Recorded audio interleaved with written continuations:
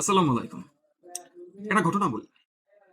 এক কাঁকড়া ব্যবসায়ী সে কাঁকড়া চাষ করে তার পুকুরে।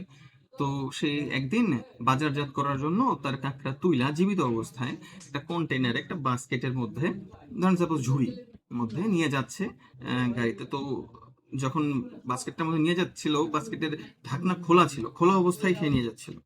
হ্যাঁ, মোটামুটি বড় বাস্কেট একটা নিয়ে যাচ্ছিল।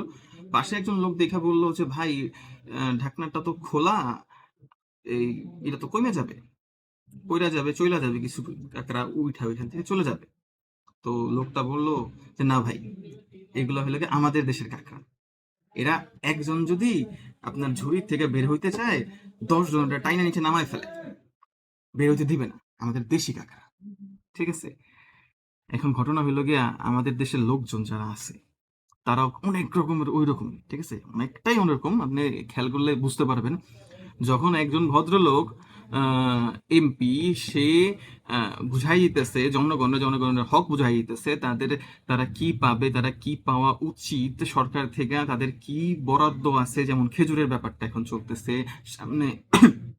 সামনে হয়তো মাংস বা গোস্তর যে ব্যাপারটা আসবে কোরবানিতে, বরাদ্দ থাকে সাধারণ জনগণের জন্য, যারা মনে করেন নিম্ন মধ্যবিত্ত বা আরো নিচে, যারা নিজে সক্ষম না ওই জিনিসগুলো পাওয়ার, নেয়ার, কিনিয়ে খাওয়ার, ওইগুলো তাদের জন্য বরাদ্দ আছে। ওই লোকদের যেই হকগুলো আছে, যখন পাই টু পাই বোঝাই দিতেছে, জিনিসগুলা ক্লিয়ার করতেছে যে না, আমার জন্য এতটুকু আছে, সে ভদ্রলোক দেখলাম লাইভে আইসা, তারপর ভিডিওতে সবার সামনে বলতেছে যে, ভাই, সরকার থেকে আমাকে বৎসরিক 10 লাখ টাকা দিতেছে দান করার জন্য, মাত্র 10 লাখ টাকা দিতেছে আপনাদের দান করার জন্য, ঠিক আছে?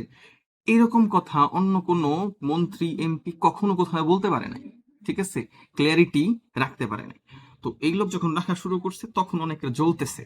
স্বাভাবিক কথা, জ্বলবে। এই যে আমি এখন বলতেছি না, এটা শুনেও অনেকের জ্বলবে, ঠিক আছে? তো এই জিনিসটা যখন হইতেছে, তখন কি অনেকে বলতেছে যে, বন্যার টাকা কই, বন্যার টাকার হিসাব কই?